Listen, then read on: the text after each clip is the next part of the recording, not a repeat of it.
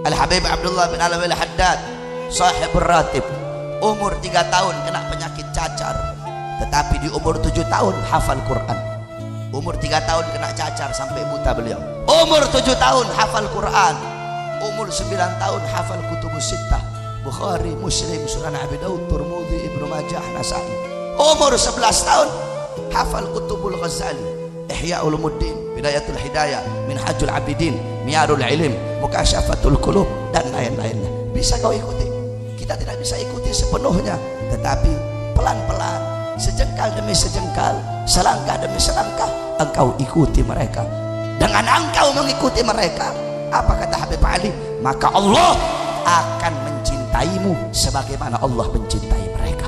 Allah akan menganugerahkan kepada kamu apa-apa yang Allah anugerahkan kepada mereka. Kamu cinta ulama, kamu ikut ulama, mereka Allah kasih rahmat, kamu Allah kasih rahmat. Mereka Allah kasih keramat, kamu yang ikut mereka, kamu juga Allah kasih keramat. Mereka Allah kasih ilmu wahbi, Allah kasih ilmu laduni, kamu ikut mereka, kamu Allah kasih ilmu wahbi, kamu Allah kasih ilmu laduni. Satu contoh, kami punya guru di Sulawesi, Al-Habib Idrus bin Salim Al-Jufri. Dulu saya mondok di Al-Khairat, Habib Idrus bin Salim Al-Jufri di Manado. Beliau buka pesantren Al-Khairat itu di Palu. Setelah selesai di sana baru saya mondok di Bangil, Darul Lughah wa Da'wah Al-Habib Hasan Baharudin. Saudara-saudara, itu Al-Khairat dari kayu. Al-Khairat itu dari kayu. Di bawah kantor Al-Khairat, di atas tempat santri. Ada satu santri namanya Haji Amin. Sangat cinta dia sama Habib Idrus. Itu saking cintanya dia, kalau Habib Idrus panggil Amin, dia nggak mau turun lewat tangga, dia loncat dari atas langsung ke bawah. Kenapa? Dia tidak mau buat gurunya nunggu terlalu lama. Kalau lewat tangga kelamaan, dia langsung loncat dari atas langsung ke bawah. Satu waktu Habib Idrus ajak dia, saudara-saudara. Habib Idrus ajak nyebrang laut. Di tengah laut, imamnya Habib Idrus jatuh.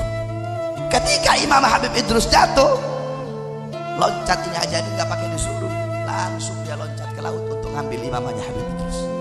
Dia loncat ke laut, ambil imam Habib Idrus, baru dia naik lagi. Ketika dia naik di perahu, itu orang melotot semua ngeliat dia. Kenapa? Tidak ada setitik pun basah. Ternyata dia jalan di atas air, saudara-saudara. Kenapa Allah kasih keramat?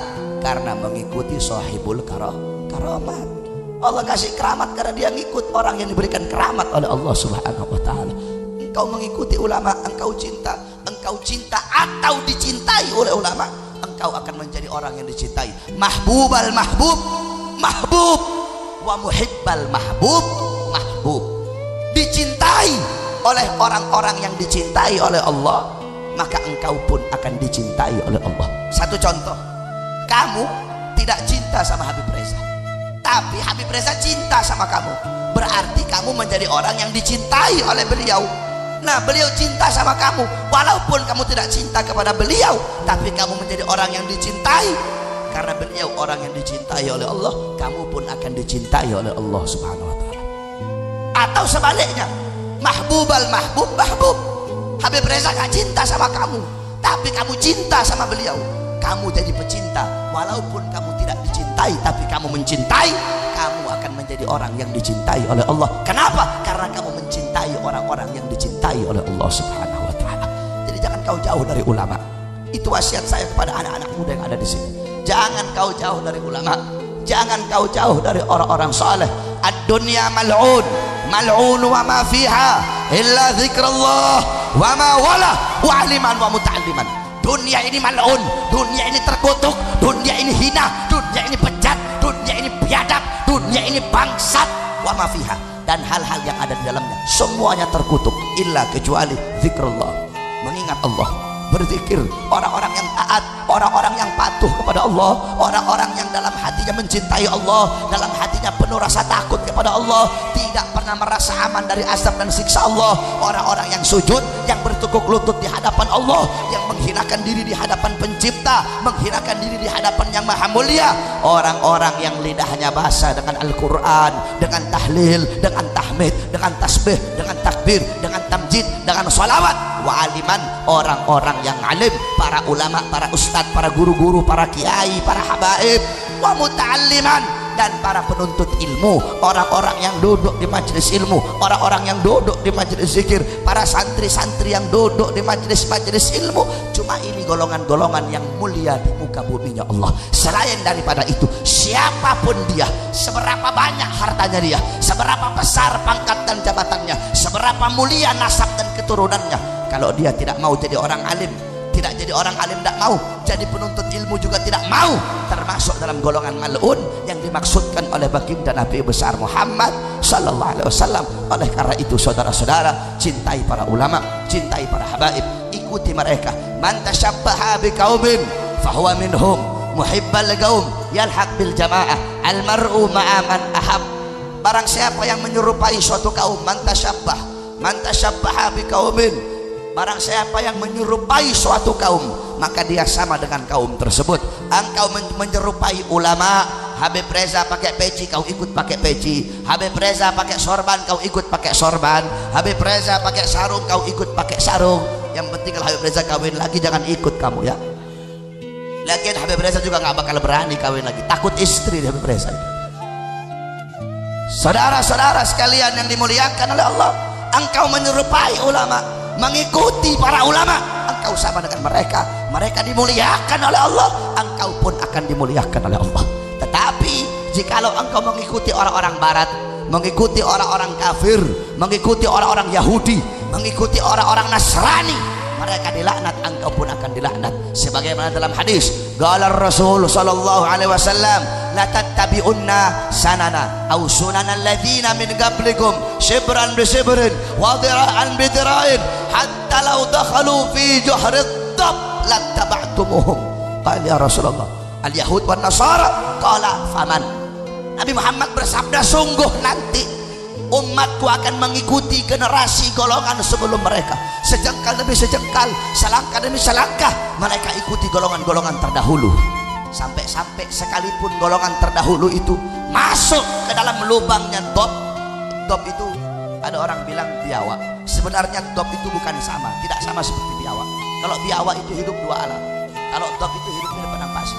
Kalau biawak hukumnya haram dimakan, kalau dob itu hukumnya halal. Beda dob. Dob itu dia lebih putih dari biawak. Kalau biawak coklat, kalau dob itu agak kuning dia karena hidupnya di padang pasir. Kalau biawak itu halus, kalau dob itu ekornya ada kayak buaya gitu, ekornya ada roge-rogenya gitu. Kalau dob hukumnya halal dimakan, kalau biawak itu hukumnya haram. Nah, kata Rasul, sekalipun generasi terdahulu masuk dalam lubang dob, masuk dalam lubang biawak padang pasir, mereka juga ikut masuk. Yakni maksudnya apa? Orang Yahudi, orang Nasrani, mereka rambutnya ngepang-ngepang, kamu ikut ngepang-ngepang.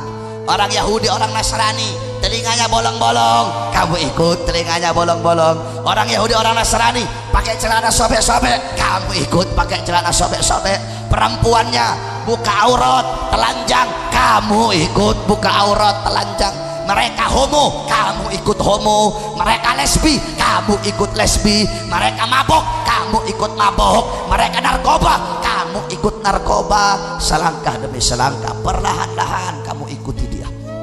Kamu tidak langsung ikut. Jadi tasyabuh di sini itu wazannya tafaul dalam ilmu sharaf, yakni bimakna mutawa'ah, bimakna tadarruj, bimakna takalluf, yakni nggak langsung, perlahan-lahan kamu ngikut. Nggak langsung kamu ikuti. Pertama kamu kenali dulu orangnya. Oh, saya ini mulai suka sama Messi, gocekannya bagus ini. Akhirnya lama-lama kamu cari tahu kepribadiannya. Oh, si Messi ini suka makan babi. Akhirnya kamu ikut. Jadi saya juga mau ikut makan babi, saya ikut ini. Kamu ikut pelan-pelan, pelan-pelan. Lama kelamaan kamu sudah mengikuti budaya mereka, adat mereka, kebiasaan, adat istiadatnya, cara berpakaian kamu seperti mereka, cara kepribadian kamu, cara makan, semua cara hidup kamu seperti mereka. Lama kelamaan kamu masuk ke dalam agama mereka. Makanya kalian anak-anak muda, apalagi khususnya kan nih, banyak di sini yang udah tobat katanya, jangan pernah kamu malu tunjukkan keislaman kamu.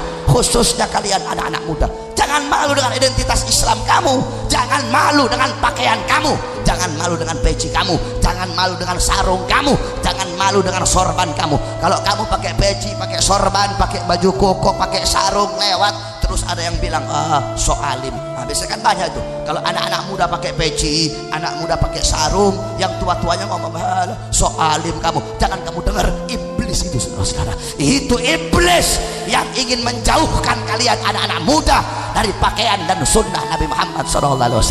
Banyak ini anak muda bikin majelis, anak muda gandeng semua preman-preman digandeng sama dia agar insaf.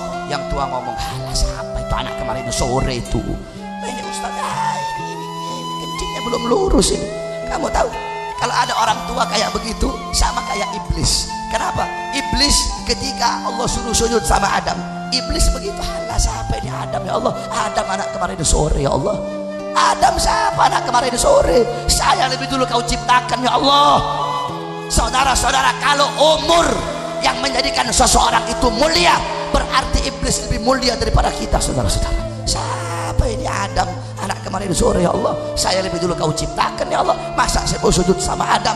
Iblis hanya memandang Adam dari lumpur dan tanah saja. Iblis tidak tahu di balik lumpur dan tanah akan tercipta taman-taman yang